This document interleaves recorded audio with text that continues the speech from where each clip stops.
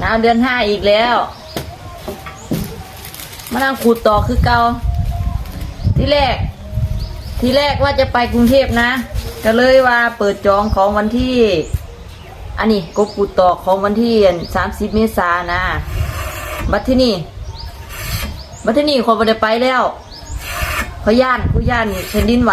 เขาเลยบ่ไปก็เลยเปิดจองรอบของวันที่30ถ้าเต็มเร็วก็จะสิส่งเร็วเด้อบัดนี้เด้อถ้าบ่เต็มข่อยก็เลื่อนไปออกไปอีกถ้าเต็มเร็วก็จะส่งเร็วนะรอบของวันที่30 เมษายนน่ะที่แรกว่าสิไปกรุงเทพย่านบ่ไปแล้วอยู่บ้านนี่ล่ะแต่คนกรุงเทพมานี่กบขูดตอกนะอ้าวกบขูดตอกรอบของวันที่30 เมษาถ้าเต็ม